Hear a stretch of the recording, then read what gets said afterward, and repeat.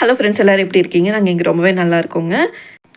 இன்றைக்கி மார்னிங் சப்பாத்தியும் பன்னீர் பட்டர் மசாலாவும் செஞ்சு வச்சுருந்தேங்க.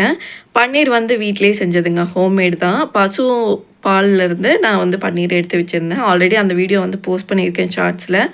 பார்க்காதவங்க கண்டிப்பாக செக் பண்ணி பாருங்கள். ரொம்பவே யம்மியாக வந்துச்சு. இது எப்படி செய்யணும் அப்படின்றத சொல்லிடுறேன். கடாயில் ஆயில் ஹீட் ஆனதுக்கப்புறமா 2 பெரிய வெங்காயம் எப்படி வேணால் சாப் பண்ணிக்கலாம். சின்ன சின்னதாக சாப் பண்ணணும்னு அவசியம் இல்லைங்க. அது சேர்த்துட்டு கூடவே முந்திரி பருப்பு கை அளவுக்கு சேர்த்துக்கிறேன். இதில் கேஷ்யூ நட் நம்ம எவ்வளோ போடுறோமோ அந்த அளவுக்கு இந்த கிரேவி வந்து நல்லா க்ரீமியாக சூப்பர் டெக்ஸ்சர் வருங்க. வெங்காயம் கிளாஸ் கலரில் மாறினதுக்கப்புறமா ஒரு கை அளவுக்கு முந்திரி பருப்பு ஆட் பண்ணிக்கிறேன். இதுக்கப்புறமா ஒரு ஸ்பூன் அளவுக்கு கசகசா சேர்த்துட்டு நல்லா வதக்கிக்கலாங்க. பச்சை வாசனை போகணும். என்கிட்ட ஜிஞ்சர் கார்லிக் பேஸ்ட் இல்லாதனால ஜிஞ்சர் தனியாகவும் கார்லிக் தனியாகவும் நான் இந்த ஸ்டேஜில் சேர்த்துக்கிறேங்க. இதே ஜிஞ்சர் கார்லிக் பேஸ்ட் இருக்குது அப்படின்னா நான் சொல்கிறப்ப சேர்த்தா போதும். இதுக்கப்புறமா 2 மீடியம் சைஸ் தக்காளி உள்ளே சேர்த்துக்கிறேன். குட்டி குட்டியாக சாப் பண்ணணும் அவசியம் இல்லைங்க, கொஞ்சம் மீடியமாக சாப் பண்ணாலே போதும். இதுக்கப்புறமா லைட்டாக பச்சை வாசனை போகிற அளவுக்கு மசஞ்சு வந்தால் போதுங்க.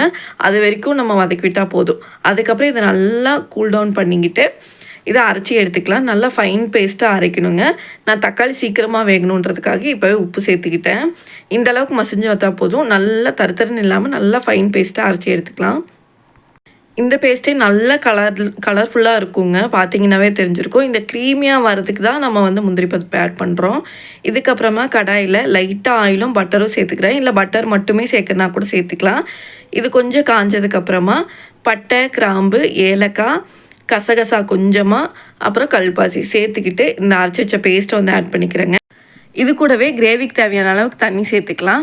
1/4 ஸ்பூன் மஞ்சள் தூள், 1 ஸ்பூன் மிளகாய் தூள், 1 ஸ்பூன் தனியாத்தூள் சேர்த்துட்டு நல்லா பச்சை வாசனை போகிற அளவுக்கு மீடியம் ஃப்ளேமில் வச்சு கொதிக்க விட்டுக்கலாங்க. இல்லை அப்படின்னா அடி பிடிச்சிரும். நான் வந்துட்டு ஹோம்மேடு பன்னீருன்றதுனால கிரேவி செய்கிறதுக்கு முன்னாடியே 1/2 அன் ஹவர் முன்னாடியே வெளியே எடுத்து வச்சுட்டேங்க. இதை நீங்கள் கடையிலேருந்து வாங்கி சேர்க்குறீங்க அப்படின்னா சுடு தண்ணியில் பன்னீரை ஊற வச்சுட்டு அதுக்கப்புறம் சேர்த்துக்கலாம். நான் ஹோம்மேடுன்றனால சேர்க்கலைங்க. அப்படி செஞ்சோம் அப்படின்னா அது சீக்கிரமாக கரைஞ்சி போயிடும். நம்ம ப்ரிசர்வேட்டிவ்ஸ் ஆட் பண்ணாதனால சீக்கிரமாகவே கரைஞ்சிரும். அது வந்து அவ்வளோ சீக்கிரம் கரையாதுங்க, அப்படியே இருக்கும்.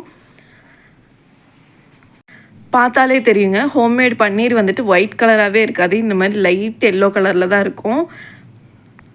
பன்னீர் சேர்த்ததுக்கப்புறமா ரொம்ப நேரம் வேக வைக்கக்கூடாதுங்க. 2 மினிட்ஸில் வந்து பாயில் பண்ணி இறக்கிடணும். அதே மாதிரி கரம் மசாலா வந்து முன்னாடியே சேர்க்குறாங்க எல்லோரும். அது வந்து கசப்பாயிடுங்க.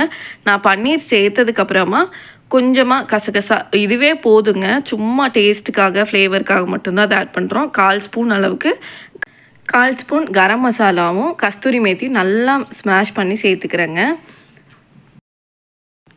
கரம் மசாலா, கஸ்தூரி மேத்தி சேர்த்ததுக்கப்புறமா 2 மினிட்ஸ் கழித்து இறக்கிட்டேங்க.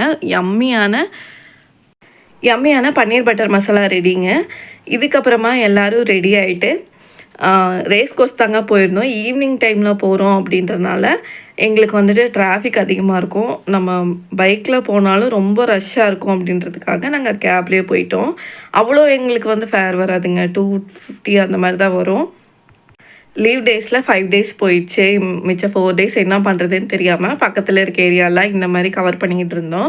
மேக்ஸிமம் வெளியே சாப்பிட்றது வந்து அவாய்ட் பண்ணிட்டோங்க. வீட்டிலேருந்து கட்டி எடுத்துகிட்டு போகிறது, இல்லைன்னா வீட்டில் சாப்பிட்டுட்டே போகிறது, வீட்டில் செஞ்சு வச்சுட்டு வெளியே போயிட்டு வந்ததுக்கப்புறம் சாப்பிட்றது, அந்த மாதிரி பண்ணிகிட்டு இருந்தோம். வெளியே போனாலுமே லைட்டாக ஸ்நாக்கு, ஜங்க் இந்த மாதிரி சாப்பிட்டுட்டு ரிட்டர்ன் வர மாதிரி தான் இருந்தது.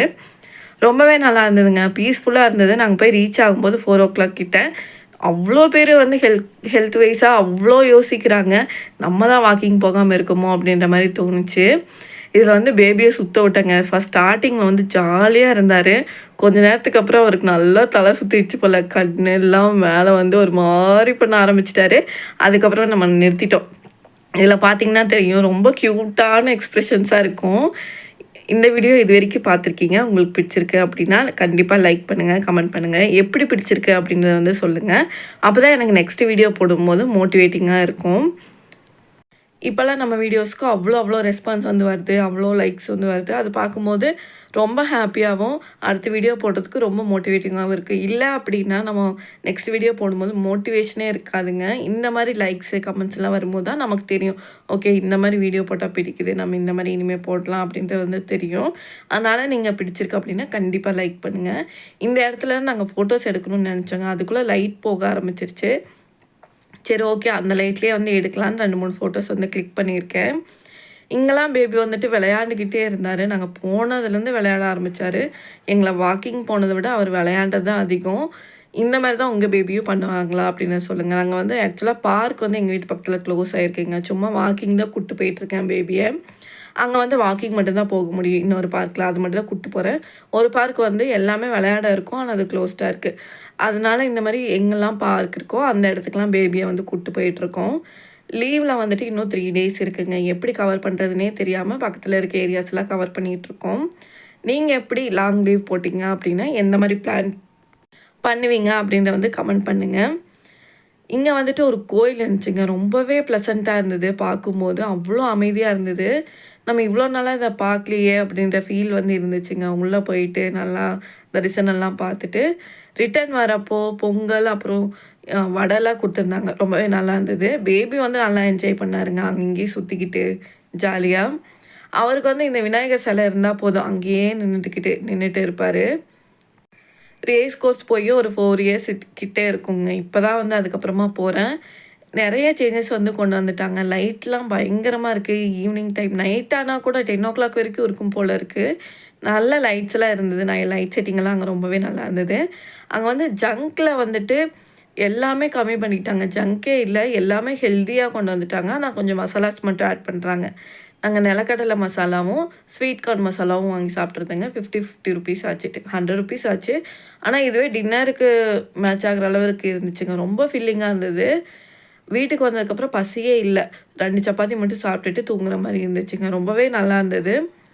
நீங்கள் ரேஸ் கோர்ஸ் போயிருக்கீங்களா? அங்கே வந்து என்ன சாப்பிட்டீங்க அப்படின்றத வந்து கமெண்ட் பண்ணுங்கள்.